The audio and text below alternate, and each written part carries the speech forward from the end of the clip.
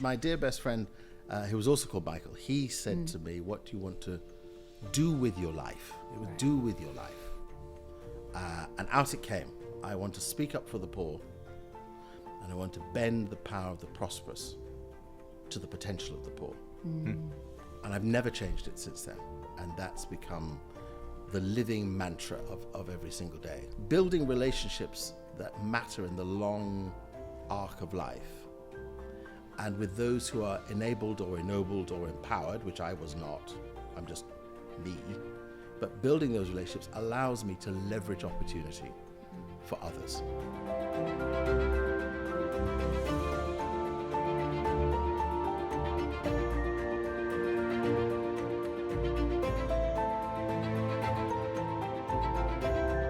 Welcome to another episode of Re-Enchanting, the podcast from Seen and Unseen. You can, as ever, find us on seenandunseen.com. I am Belle Tindall. And I'm Justin Brierley.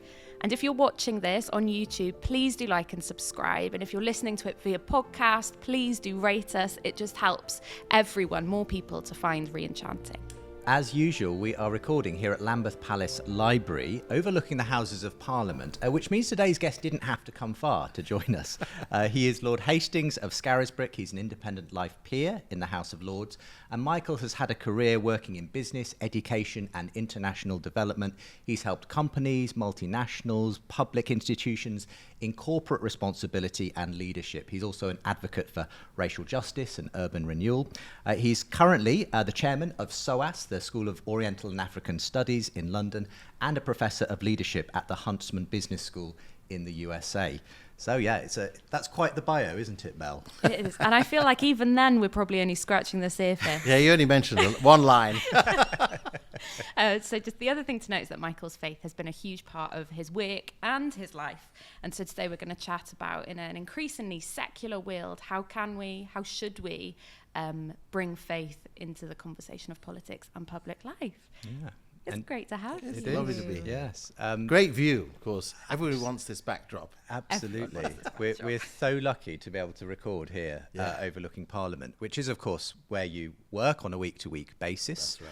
Before we get into that, because I'd love to know what the average day for a parliamentarian and a Lord is, we do film this at the top of the Lambeth Library. Yes. So tell us what you're reading at the moment. So I'm halfway through a book called Live Life in Crescendo. Your best years are still ahead of you, which when you're my old age at 65, well, actually 66, my best years better be ahead of me. Who knows? And it's written by Stephen R. Covey, who is now somewhat past, and Cynthia Covey, who was his daughter. So he started the book before he died. And of course, Stephen R. Covey was the great author of The 7 Habits of Highly Effective People. Started the book, he then died, and his daughter, Cynthia Covey, finished it.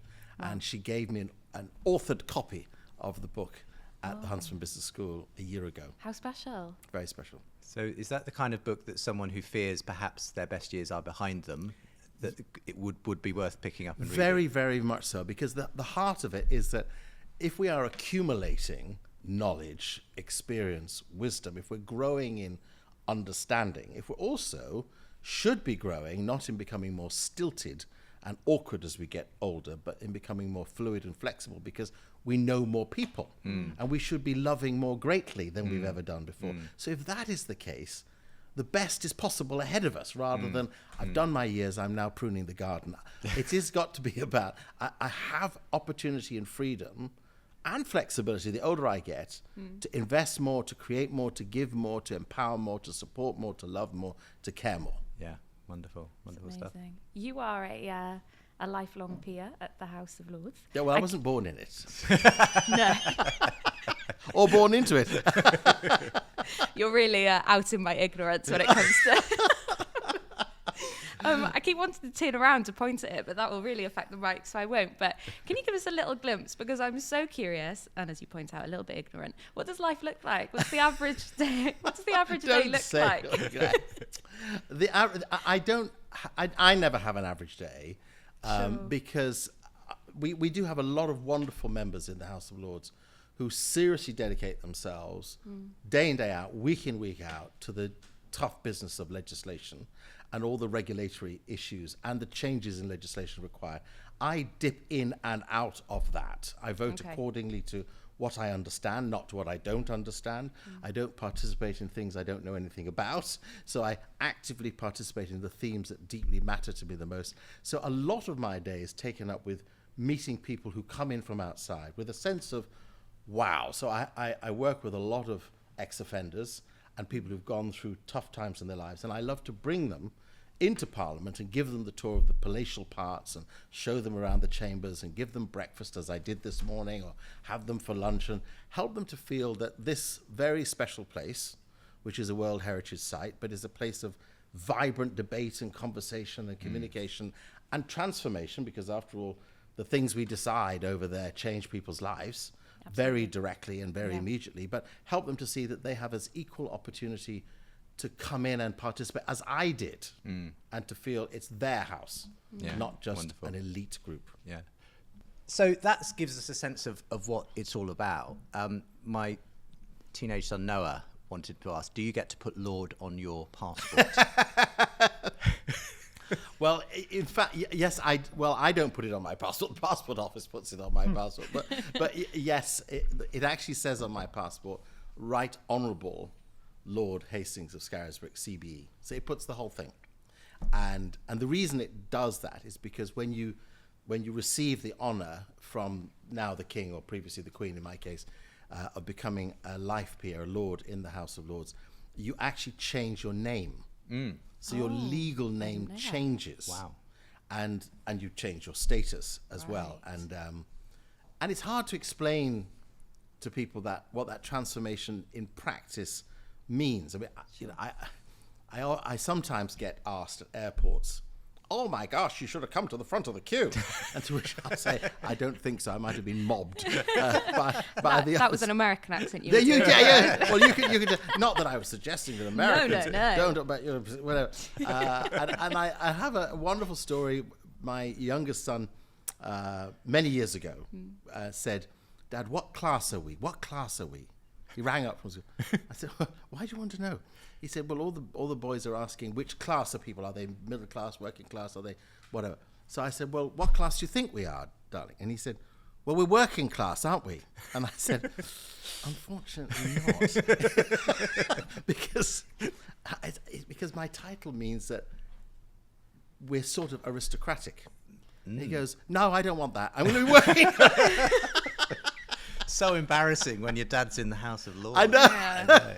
He said, so I said to him, "Well, what do you tell your friends about me?" He said, "I tell them you sell tractors." Oh, okay. Wow. Is there any semblance? Was No, that no, just none not at in the all. bio No, notes no, or- it's just- Okay, great. No, Come it up just with helped him something. to level up. You see. Wow, that's Yeah. amazing. I love it. I love it. Yeah. I mean, take us back to your early days growing up. What was life like? I know that your childhood was spent between the UK and Jamaica. Yes. I guess you never had any inclination to becoming a lord at a young age, but what Thought never occurred to me. Yeah. No, my parents were both. They were obviously both wonderful. My father died as a result of a car accident when I was 16. My mother died in 2010 as a result of just old age. They were both wonderful, a man and woman of great faith. They were so insistent that when they died, there should be no place of a memorial to them. So there is no gravestone. Right. There is no marker. And if I were to go there now, I wouldn't be able to find where they're buried. Gosh. And they both insisted that they had to be buried in the cheapest possible coffins, no time wasted, no flowers, and no fuss. And the reason for that is because they were both absolutely convinced that they were going from life to eternal life. And therefore, what on earth are you wasting time occupying this space with expensive paraphernalia? Give it to the poor. And that genuinely. So that was how I was brought up, that you don't need fuff and fuss and all of that business, and don't, when Jesus said, "Let the dead bury their own dead," they genuinely took that very seriously. Today is a day of being physically here. Tomorrow is a day of being physically with He who is Lord. So don't make a fuss on the gateway. Right. Just pass through.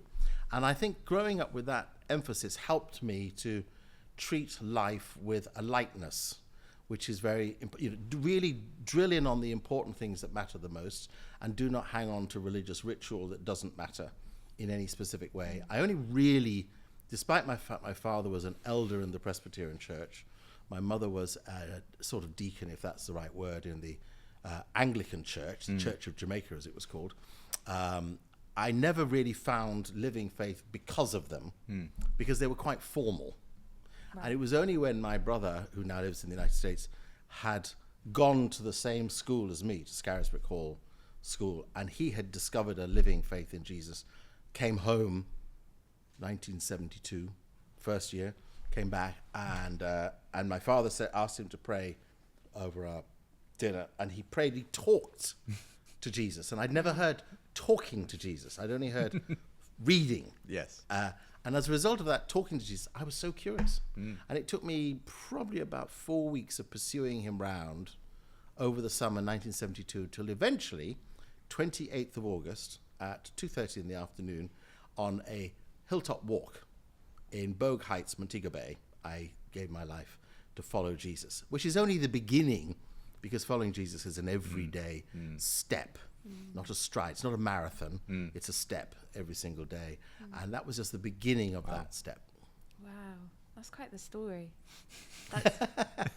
And quite the visual as well, being on a hilltop there. Yes. You mentioned Scarisbrick, which Yes. obviously is part of your title. It's the Scarisbrick Hall, is that correct? The school you went to? Yeah. Can you tell us a little bit about those years, the years that you spent there, and how they formed the person you became leaving Scarisbrick Hall? Well, the wonderful thing about the friendships made at Scarisbrick Hall, and in particular, the person who was our head of English, or the English teacher, wonderful man called John Sutton Smith, who still lives now, and I think it's twice a year, maybe 3. He'll probably tell me off if I say 3, and he only says, anyway, twice a year, I think at least, we still get a newsletter from John, sent to home, and all of us who were, quotes, in what we called then the sort of Christian fellowship then, Right.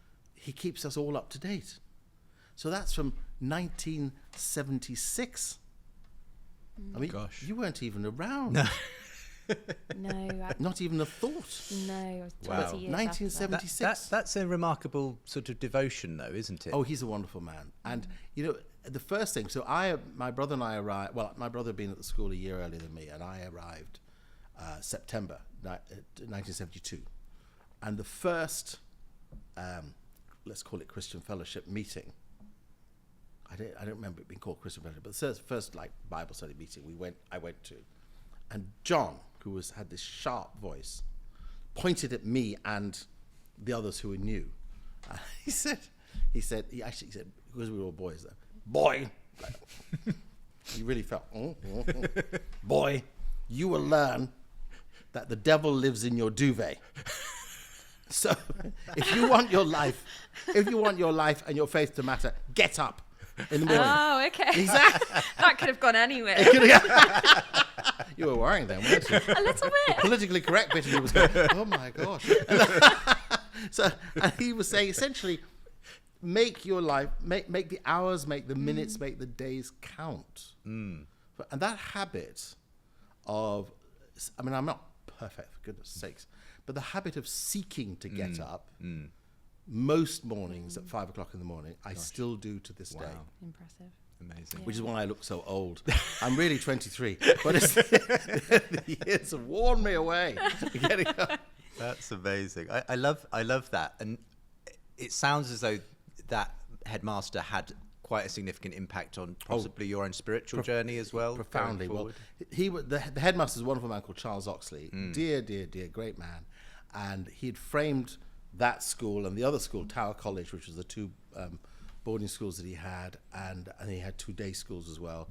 And when I was in my sort of 16, 17, 18 age, he offered to read the Bible to me.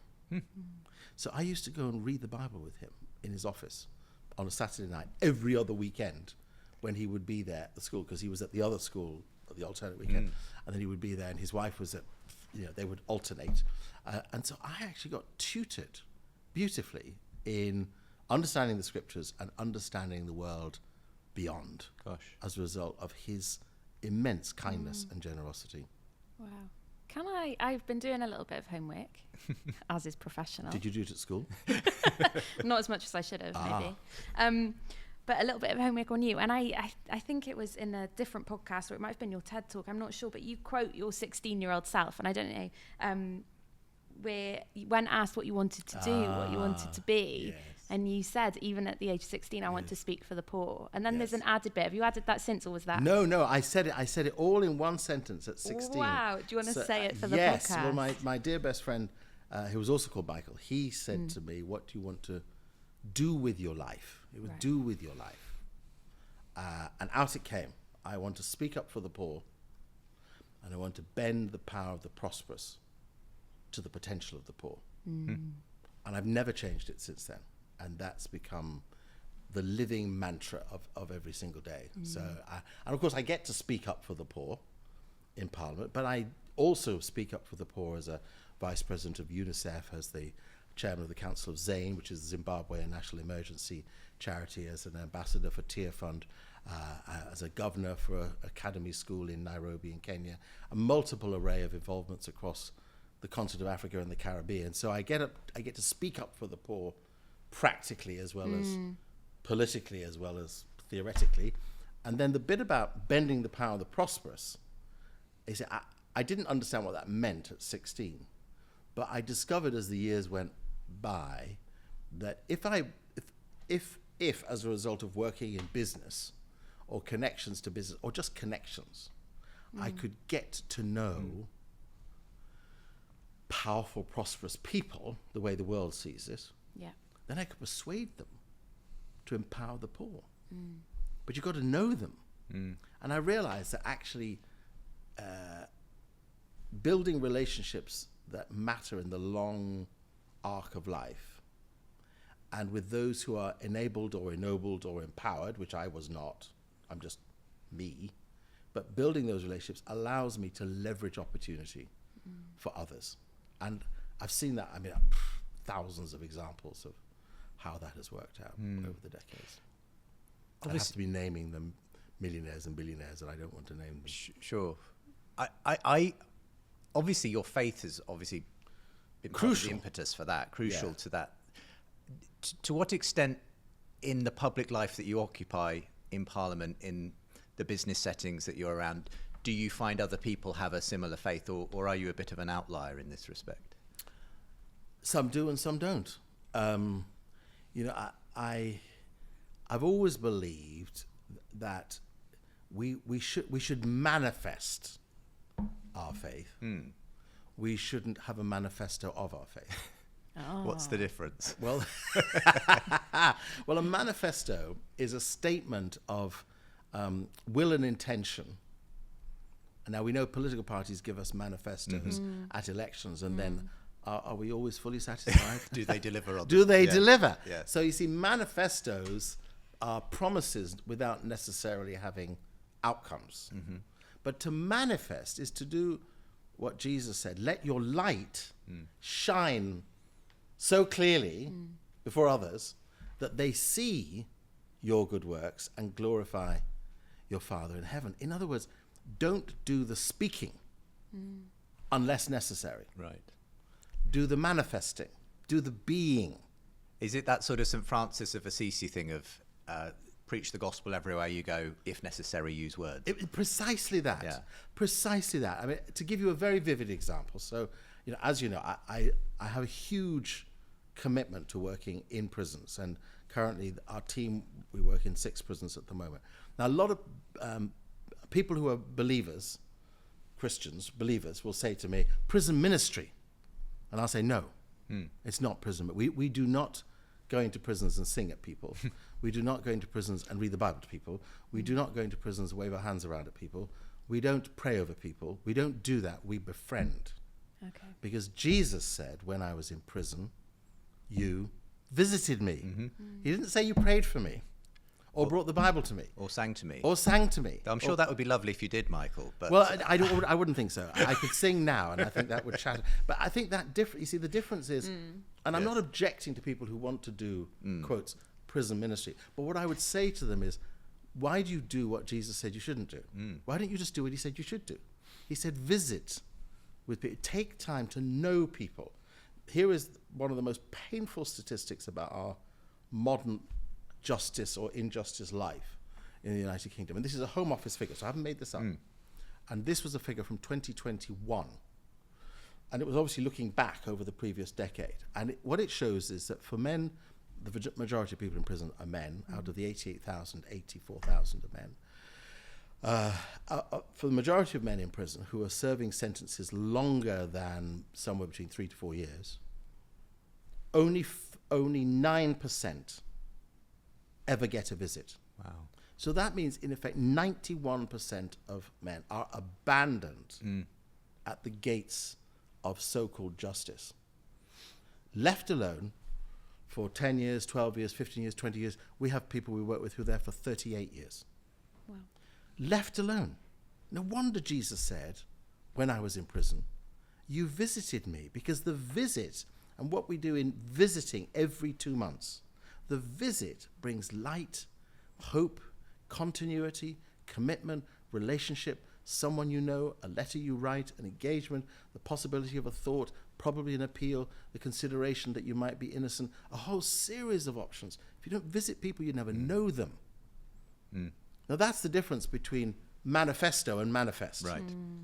Yeah.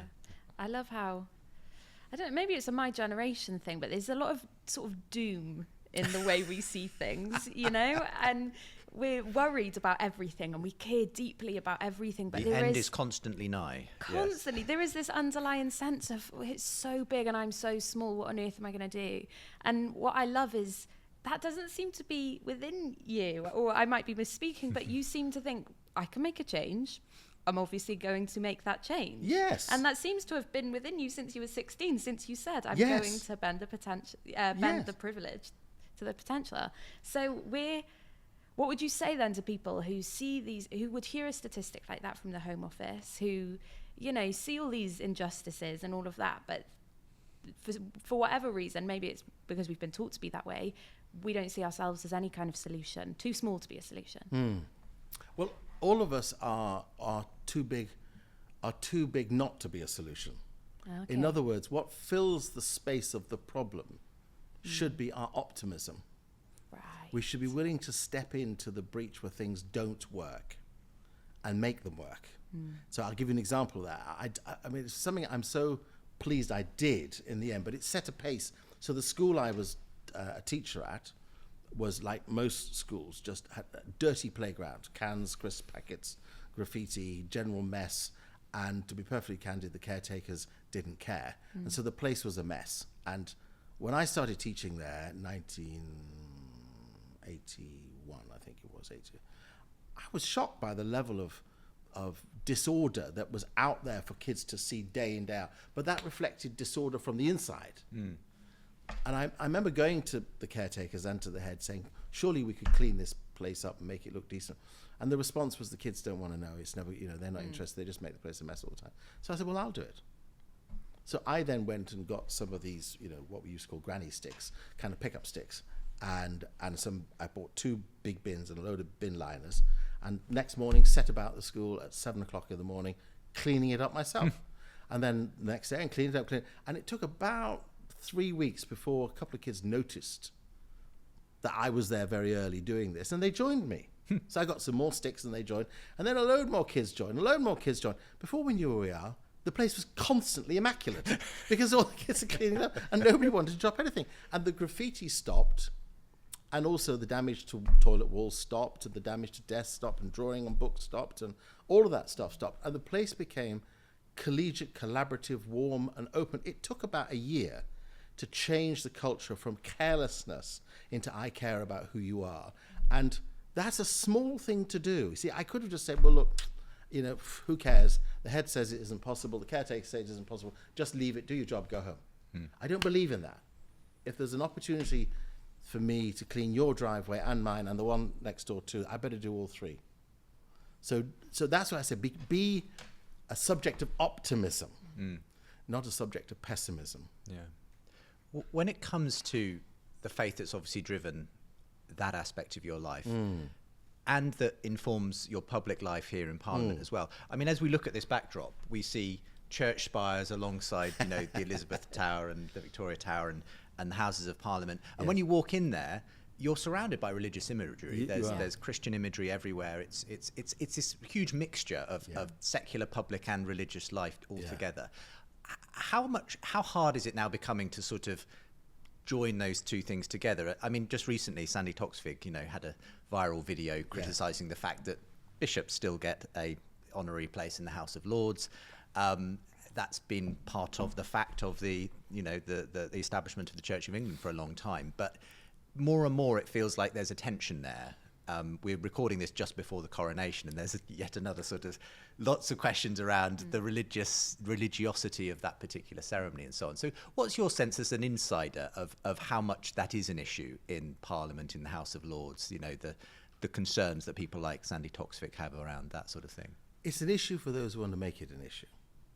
In practice, we love the bishops being there. They're referred to as the Right Reverend Prelate, which is kind of a funny term, but anyway, there we go.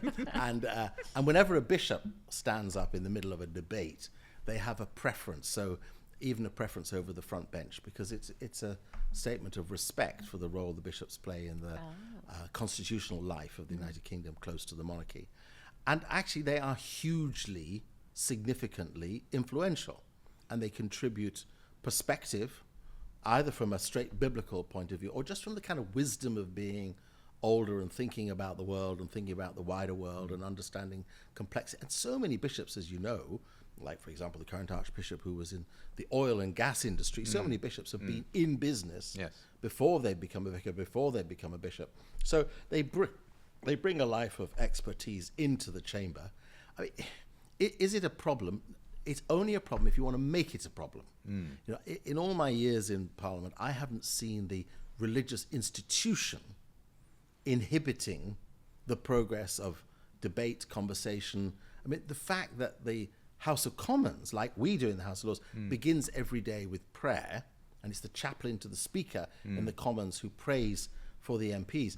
They still go at each other with fearsome flight, and it is what it is. I mean, we're not as uncivilized as that in the House of Lords. We respect each other and speak kindly to each other. Unlike they, who have to be, the Speaker has to tone them down. But we're not like that. But the point is, you can pray and you can have vigorous, as Jesus did with those who are religious around him, as Paul the Apostle did with those who are obstructively religious around him. You can have vigorous debate and discussion and pray and read the scriptures together. Now, the one challenge I think that does come out of that is that the bishops who are present have also the opportunity to be pastoral, because people have real lives. People lose wives and husbands and sons and daughters. Death happens. I mean, especially in the House of Lords, we're closer to it than anybody else. People lose relatives. They lose things that matter to them. You lose an animal that matters, a dog, a horse. You want someone to go and share that experience with. Having a significant number of bishops around is a blessing, not a curse. And because their input is authoritative and not ignorant, and they're well supported in doing that, they bring a huge measure of insight. We would be poorer without it. But what does it say about the wider institutional issues? Now, again, a younger generation looks on and seeing people in robes, whether men or women in robes. We wear robes. A Black Rod wears formal dress in the House of Lords. Our attendants wear robes. I mean, we're like the courts. The courts, they have wigs and robes.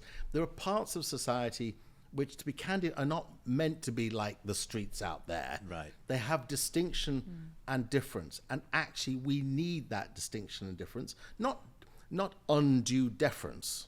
Not bowing for the sake of, because you're told to. But respect, because distinction and position allows people to see the value of positive hierarchy. If somebody is further up the line than I am, of which there are vast numbers, it is possible that they can help me stand up, hold my hand and help me stand up, help me see things differently, help me see things from a wider perspective, help me learn. That's the value of, and that's a biblical principle of, the ages are meant to live together in common circle. And so a generation which is looking on, wondering, what's the point of all of this? Should be saying, how can I learn from what this has taught society? Because actually, when you look around the so-called democratic world as we now see it, which is faltering day in, day out, and it's faltering because the big thing that is missing at the core of our so-called democratic institutions are people of truth and integrity, of clarity and certainty, of service, commitment and distinction, because service matters more than my position. Yeah. And if we could restore the importance of that service to the core, that's, I mean, elected members in the House of Commons are there to serve their constituents. We in the House of Lords are there to support their service of their constituents by the reframing of law. But we're also there to represent the best interests of the Constitution of the United Kingdom, which is the Crown. And yet, it feels a bit like in the general public that people have become rather cynical, disenchanted with public life and politicians. Yes. Because there does seem to be a crisis of integrity. Yes. You know, I'm not going to name names, but, you know, there are lots of recent events that I think have put a lot of people off the whole idea. So how do we even begin to address that, the fact that people have lost trust essentially in these institutions? There's a call on all of us to allow people to make mistakes, to falter and stand up again. And it's really important. This is the heart of our faith, is that we're all called to be reconciled to God from our position of inadequacy, our position of weakness, our position of failure and our foolishness, and that God throws, as the scripture says, our sins as far as the east is from the west. So there's no meeting point for that, because we can't find it. Where does he hide our failure? Well, we can't find it. And our society has allowed itself to become, particularly because of extreme and unnecessary and sometimes ignorant popular media, it's allowed too much judgment and criticism of those who falter. Mm-hmm. And again, that's one of the reasons why, to me, supporting people in prison is so important. Everyone else wants to just shut the door and say, well, justice is being served and may they have the most miserable of times. But eventually they all have to come out, with a few exceptions. We all have to come out. So do they come out as people you want to have as your neighbour, or people you want to panic about? And that applies to when people make mistakes in public life, whoever they are, from prime ministers to people who run business organizations. People make mistakes, and we need the grace to allow them to admit a mistake and to come to reconciliation. I mean, we've just, let's say, celebrated 25 years of the Good Friday Agreement. At the heart of that was a man I got to know very, very, very well, Ian Paisley. Ian Paisley, the dad. There is Ian Paisley, MP now in the House of Commons, but Ian Paisley, his dad, the Reverend Ian Paisley, who had an absolutely venomous take on life about what he used to call the shinners. Shinners. It's a very good accent. Yes, that's right. That's better than your American. I know. Well, I got to know him very well because I had to interview him a number of times when I was a television presenter. And I remember one occasion so clearly where he came growling across from the House of Commons, across Abingdon Green, where we do interviews outside, and he was like a big burly bear. And then I asked him a question, and he answered like this. And he thought, "Oh my gosh, this man's going to eat me!" And then all of a sudden, he said, "Have you finished now?" And I said, I have, Mr. Paisley. And he goes, "Now tell me, Michael, how are you? Tell me, how's the family? What's going on?" I'm like, "What? This is the pastoral man that's just come out all of a sudden. This is the Reverend Ian Paisley." So he had this showism, which was deeply sincere. But it meant that when it came to building a relationship with Martin McGuinness, who, of course, was leading the IRA, he could do it. Right. That's reconciliation in practice. That's allowing people to admit mistakes. The Queen going to shake hands with the joint leaders of the Stormont Assembly, one of whom, of course, was involved in crimes associated with her own family. That is letting people make mistakes and be forgiven. Yeah. May I play the devil's advocate? Of course. You're young. You're meant to play the devil's advocate. Go for it. That's a representative of what about people who would say that the word mistake is you're being too generous? What about when you sense that there's a real general lack of integrity, lack of, when politics is seen as a career and as a self-promoting place, that, that house is seen as a place of self-promotion? What about when those things that you that you said earlier about the actual purpose of our Parliament and the purpose of you and the House of Lords to serve the people. What about when we feel like that is intentionally not the top priority? And that does happen, has happened, and infuriates me as it infuriates you. And you know, I am a non-political member, but let me be political for a moment. Mm-hmm.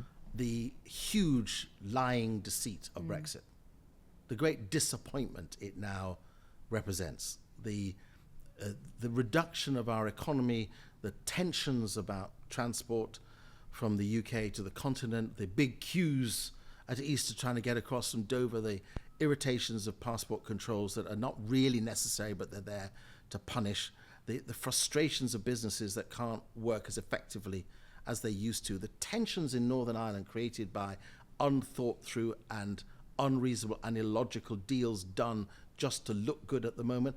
All of that was a deceit of lies. And it's blatantly clear to people now, since that referendum in 2016, all the indicators are now, if we had the same referendum, the majority of people, in fact the latest poll says 62%, would say, stay in, don't you dare come out. Because the promises were unreal and undeliverable, and they were not truthful. And we've seen such a turbulence in our politics as a result of that. Too many people jumping on the bandwagon thinking they had spiritual points to make about exiting the EU, which is just illogical nonsense. And when we need collaboration in the world, practical, cooperative partnerships, where we learn to work together. You know, the United States at the moment is in a big showdown with China. Well, that's foolishness, because the truth is China holds America's debt and makes most of its technology products, including Apple products, in China. So let's be realistic and learn how to find one another in the space of common agreements and not actually stand there opposing and despising because of our dislikes. We've got to now, are there points when evil becomes blatantly apparent? Like, for example, the Russian invasion of Ukraine, the damage done, the lives destroyed, the country wrecked, the taking of land and space and office without justification and without approval or agreement from the international community.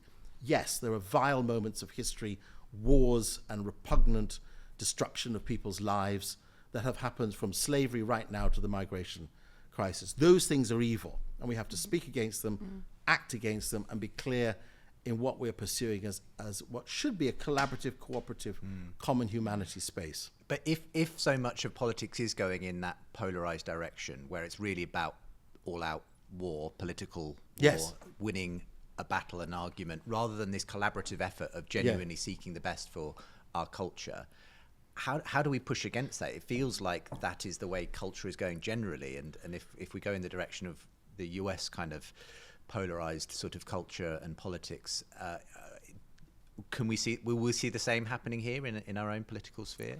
And you know, one of the sadnesses, Justin, you mentioned that about the US, and obviously I teach in the US and I see the US intimately from the inside all the time, is that, sad to say, the church community has been at the core of the disruptive deceits involved in so much of one side of the political tensions of the United States, when what it should have been about, and I go back to when Jesus said, when I was in prison, you visited me, instead of people having views about how to denigrate others, we should be finding ways to wash others' feet. Love the fact that the Pope every Easter washes the feet of prisoners in St. Peter's Square on the edge of the Vatican. We should be finding ways to feed one another, to clothe one another, to provide food and drink and housing and accommodation. This is not the social gospel. This is the gospel. These are the priorities that Jesus laid out for us. Now, if those who take church position, whether it's in the United States or here, focused on doing the things that Jesus asked us to do, we can't be in disagreement with that. If I'm providing food for the hungry, are you going to grab it out of their mouths and throw it in the bin? No, of course you should. I mean, you have to be a really vile person to do that. So if we did the basic things instead of the celebrity things, if we focused on the needs of the edges of society, I mean, the whole principle, biblical principle around tithing that 10% was taking the first 10% of the product of the field, the first 10% going to the poor.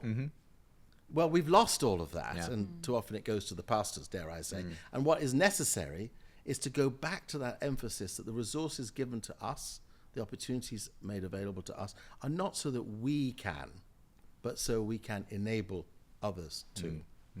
Now, if we did that in political life, served one another by, I personally believe that during the time of COVID, those 2 years of confusion, a lot of people, some people not believing, other people panicking, other people frightened, other people desperately affected, many people dying. What we needed were the best of our political minds to sit together. I would have, in fact, I did urge on Boris Johnson, then as Prime Minister, bring in Tony Blair, bring in Theresa May, bring in John Major, bring in Gordon Brown. Sit around the table and discover together how to do better things better. Best things better. Because after all, if you can get smart ideas from anywhere, why would you deny it? Because they're not your party. That is irrelevant. Stop thinking party, think solution. There's a real... I love the way you speak about politics. You really... Well, our podcast is called Re-Enchanting, and you really do re-enchant it. You really do make the main thing again. Yes. And I could listen to you talk about that all day. But I want to very quickly get onto this other area that you're passionate about and have worked so hard about, which is racial justice, racial equality. You've been working in that field for an awful long time, and I just wanted to get a quick sense from you as to how... Are things getting better? Are things getting worse? Is it not as simple of a question as that?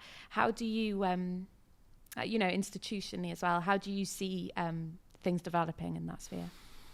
Well, that's always a sore point. Yeah. At the point at which we're recording this podcast, just a week ago was 30 years since the killing of Stephen Lawrence, and I went to the Stephen Lawrence memorial service at St. Martin's in the Field. And again, that emphasizes how important the church is institutionally for moments of celebration, the coronation, moments of memorial, the death of someone recognized for their great loss, Stephen Lawrence. And at that service, we were reminded harshly, quite rightly, by the former Archbishop of York, that these institutional practices, which led to carelessness and disregard, led to the Metropolitan Police confusing the difference between perpetrators and those who are pained, and that these things remain institutionally incorrect. And we've now had too many independent reports that tell us that the sort of institution of protection is actually sometimes the institution of oppression. And I was a commissioner in the Commission for Racial Equality for 9 years. I'm happy to say appointed twice by a Conservative minister, twice by a Labour minister. So that tells you how neutral I am. They couldn't figure out which way I was going, and I wasn't going to let them figure out either. But that worked for 9 years on the Commission for Racial Equality, which included the years when we worked with the government then on the bringing the Macpherson report to the fore, which did state that racial institutionalism is embedded across so many areas of society. So if you're young and black, and I'm definitely not young, obviously, but if you're young and black, you are 9 times more likely to be stopped and searched than if you are white. And what some of my friends who are young and black say is the difference between them, say working in the City of London, in a finance institution, let's say a bank, and a white colleague, is the white colleague can both step out the door of the bank at the same time. The white colleague will know they're going to get home. But the black colleague doesn't know that, because they may well be stopped, they may well be thrown to the ground, they may actually, as has happened recently, be shot. Inadvertently, maybe, or deliberately, by the police deciding that because of racial profiling or some suspicion. So have we solved the problems that relate to what happened 30 years ago? No. The Windrush generation came here, my parents were part of that, came here in the 1950s to serve, from the colonies to serve. And they served, and then found when their service wasn't needed, they got profiled and told to go home. And they'd given their lives to be here. And now the Home Office is quibbling about payments and about reconciliations. And some people were deported and their lives wrecked and shattered. And they get no recompense. And they died in destitution. But they came here to drive buses and work in the NHS and push trolleys and make the country work after the war. And that should have been upheld out of dignity. But it is that, is that difference, is that colour difference still seen? Is that culture difference still seen? Yes, it is. Absolutely it is. I come across, I'll tell you, without naming the person, but this particular person is a nuclear scientist and works at one of the UK's nuclear power plants, which happens to be in the north of England, northwest of England, and drove down from the northwest of England to me, which is sort of in the Hertfordshire area, down the bottom of the M1, and got stopped and searched because his number plate says coming from up north. Well, does that happen to you when you go driving from south to north and north to south? No, because he was a black man driving a decent car. But he's a nuclear scientist protecting the country. It's extraordinary. Obviously, there's still that institutional sense then in which there is injustice and there are things that haven't changed or haven't progressed as we would like them to have. At a personal level, I know, though, that you are a mentor to many young black men and women who are maybe starting out in business or public life. Tell us about those friendships and relationships and where that's all come from yourself. Well, I could tell you about, say, wonderful Lorraine. She's an amazing woman. She leads the University Gospel Choir of the Year every year, and it's been I think 11 years now, and I always go every time they have their big event, and university choirs come and sing and perform, and it's just the joy of coming and singing and being together. And she's created that, which meant that she's found many great stars, and many of those great stars have contributed to Has Britain Got Talent? And Simon Cowell's outfit. And she's working in the city of London, and she works also in the West African country of Ghana. And she's just a remarkable woman, full of insight and dedication and passion to drive a difference. And then I think of someone like Kenny, who has got a book coming out in a couple of months' time called That Peckham Boy, which is being published by Penguin. Little promotion there. In fact, July the 13th. And it tells his story of having been wrongly incarcerated, charged for crimes he had not committed, and spending 6 months in Feltham, and then a judge looking at this case and literally dismissing it on day 2, saying there's no substance to this case. But of course you get no recompense. You don't even get an apology. 6 months of your life is taken away, and so many of the other people I mentor have had one guy up to 10 months. In fact, someone I'm going to see soon in a prison in London has been 2.5 years awaiting a trial, and I have to accept his innocence because the principle is innocent until proven guilty. So we've got a lot of guys who are who come out of the criminal justice system, but at the other end, a lot who are in banking, finance, investment, a lot who are in engineering, creativity, technology. I mean, I'm surrounded by people who know about data that I do not understand, and about AI everything and chat box this and that next thing, and people who are creatives, and sportsmen and football stars and rugby stars, and people who are making institutions change in other parts of the world, who are investors, who own their own businesses, people with tons of wealth and people with no wealth. And so the family of brothers and sisters that come together. So the wives also are very involved every year.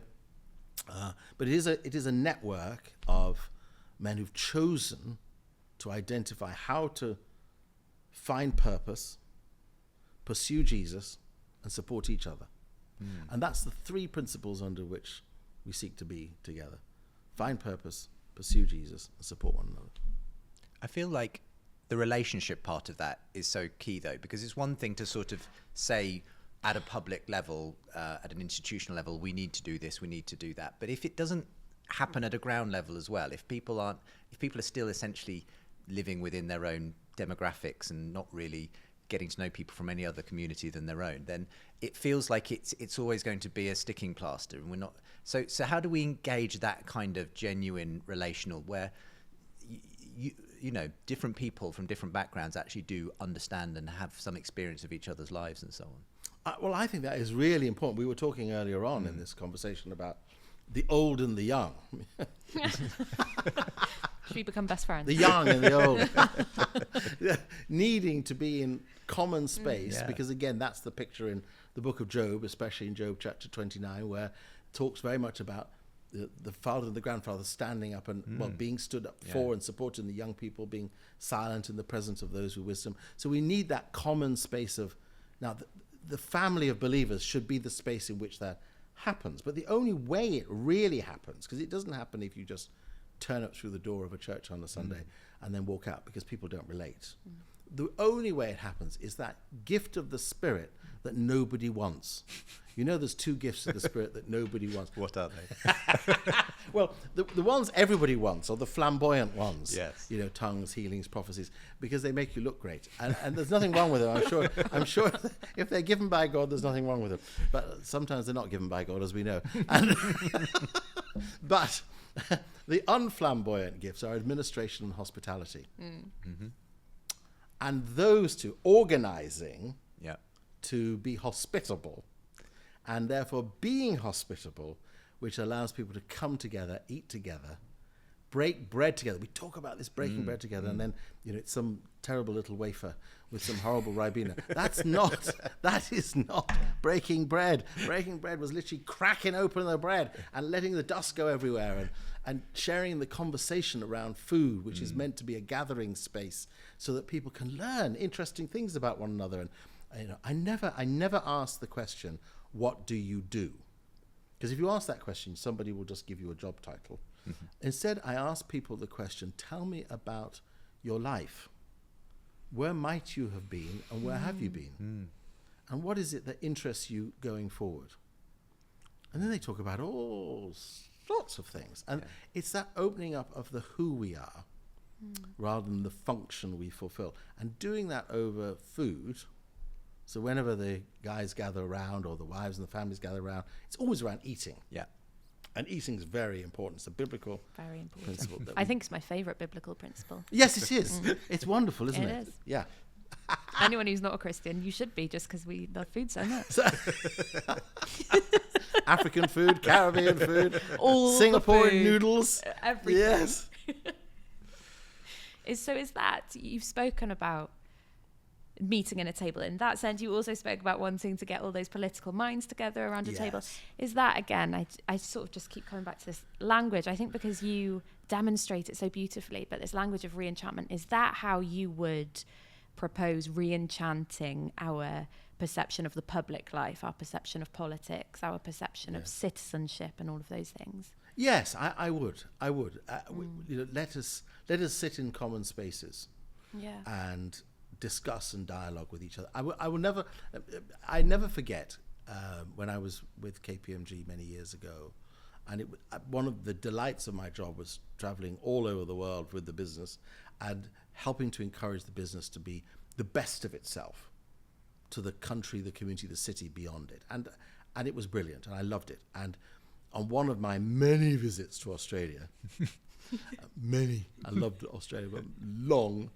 One of my many visits to Australia, I went from Sydney to Darwin in the north, and that is the epicenter of what they prefer now to say are first Australians. You know, we would say Aboriginal people, they would say first Australians, because they were there first. Absolutely. So, and I remember this occasion where they told me the business had arranged for me to meet with the elders and leaders of the first Australian community in Darwin. I thought, that's wonderful. They said, you've got to wear a suit because they expect you to come dignified. So I turned up dignified, and there they all were, sitting around in a circle on the floor. Not on the floor of a building, outside, in the dust. There you were in your nice suit. There, me in my nice suit. And they literally took my hand and they pulled me down and said, sit in this space with us. And this big circle. And you were sitting in this space together and literally passing bread around. And the hours pass. many hours with no agenda, but just know you, hear what you're thinking, where your feeling is coming out, how you say it, what they're saying, what they're looking, what I'm saying.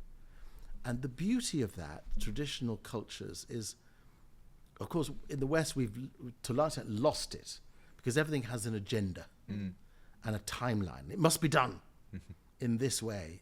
And in other cultures, particularly Southern and Eastern cultures, it's all about who is the person who's It's still about being a human being rather than a human doing. That's right, Yes. Totally. Yes. Discovering the heartbeat. That was a good phrase. Yes. I want to know what the heartbeat of the person is. And I love the fact, too, when I went to Japan for the first time for the business, they gave me all these lessons about bowing and all that, which is all very valuable because Japanese people do bow an awful lot. And it's lovely. The place is crystal clean. And it's just an amazing set of cities to go to. But one thing they said to me, said, do not expect a Japanese business person to complete an agenda and therefore a deal in the way you think in the West, because they don't behave like that. Oh. They will go through the process of conversation about the arrangement, and then you need to drink together and eat together, and then come back to it and talk a bit more. And so maybe your agenda, which you thought was 1.5 hours, is actually 1.5 days. And you need to keep going round this until they are content that you've heard them and they've heard you. Then you can agree. We need that. You know, peace in Northern Ireland came about because political leaders here, to their credit, and political operators in Northern Ireland and Southern Ireland walked together in gardens and spent time listening to each other. As we come to the end of the podcast, as Belle mentioned, we're called the Re-Enchanting podcast. And today's episode has really been about re-enchanting public life, politics, leadership, and so on. You've given us a great example of someone who has spent their life aiming to do that by bringing people to the table. And it's your faith that's motivated so much of that. Obviously, you share those halls of power with many people who don't share your faith. How do we encourage that re-enchantment of public life with the Christian vision that actually did found these hallowed halls and buildings and so on, even if people don't necessarily share the faith that it originated in? How do we kind of bring that sense of the importance of togetherness, forgiveness, sharing a common life together? How do we bring that? How do we overcome the public polarization of politics and get back to that core principle you've been talking about? Well, we have to elevate our political conversations beyond the immediacy of the moment and see the urgency of the world beyond us. You know, as we sit here now, we are watching the breakdown of Sudan and fearful conflict. Now we can sit here saying, oh, thank goodness we got the Brits out. The RAF did a fantastic job at last and all the Brits are safe. Okay, what about the Sudanese? You see, if our conversation stops at what we have gained, you always get, which government is going to go to the public in an election and say, you know something, growth is not the target. Communitarianism is. The more we can conserve, the more we can common share, the less we can waste. I like to go and buy things from second-hand shops, and I find people who think I'm mad because I buy furniture from second-hand shops and shoes from second-hand shops. What's wrong with that? It's wonderful. Let's reuse what is available to us. Don't throw anything away until it is absolutely threadbare and gone. Keep on wearing it, keep on using it. Stop consuming. Now, if we could have a political conversation that isn't about how do we get richer, but how do we all get better? So we share wealth better. Now, yes, does that mean higher taxes? Probably. probably, but it doesn't mean say higher taxes on the poor or the middle. It means higher taxes where the taxes can be better paid. That's not a socialist vision, that's a justice vision. Is that if I'm very well enabled, I can help you to be better enabled. So thank God for very rich people. Thank God for them. And we should all aim to be very rich people. Then we can pay more tax and give more away.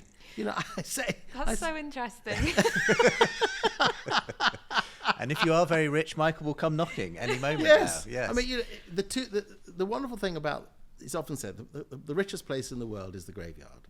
And why is that? Because everybody goes to their grave with their dreams that they never fulfilled. And secondly, whatever assets they have are lost at that moment. You can't take it with you. You can't take anything with you. Nothing. So we need a political vision. And I'm part of a movement. I'm part of two movements. One Young World, which is all about empowering the under 35-year-olds, which I know you fit into. Yeah. I'm afraid I don't, but Belle still Belle, you fit into box. yes. Empowering the under 35-year-olds to have a vision of the world around the Sustainable Development Goals, to be thinking about how we really end extreme poverty and hunger, and how we really empower freedom of expression and dignity where it is missing. That's One Young World. And this year we're meeting in Belfast in recognition of, there'll be about 2,500, 3,000 young people there present. And I've been a board member of that organisation for the last 12 years. And then Anthropy, which is a new coming together around at the Eden Project. Last year we had 1,000 people. This year we're going to have 2,000 people. What is Anthropy? It's a vision about a Britain which is based around the values which will help us collaborate. Which is what Anthropy is all about. How do we come together around a vision, help us collaborate, which is not the divide between Labour and Conservative or Liberal, or between left and right, but what is the priority before us? Let me go back to Sudan. You have conflict in the world. And remember, we've witnessed conflict in the United Kingdom. We talked about Northern Ireland and Southern Ireland, Ireland and the UK. We've had lots of conflict. Why do people have conflict? They have conflict because we're warring over land or assets, protectionism, and we need communitarianism. And the best of all capitalism is when we can make things achieve the highest levels of efficiency and profitability, and then bring others into the circle so they can benefit. Well, thank you so much for sharing some time with us. You need to get back to your job across the road, Parliament. But it's been wonderful to share an hour or so with you, Michael. Thank you so much for being with us on the podcast. Thank you.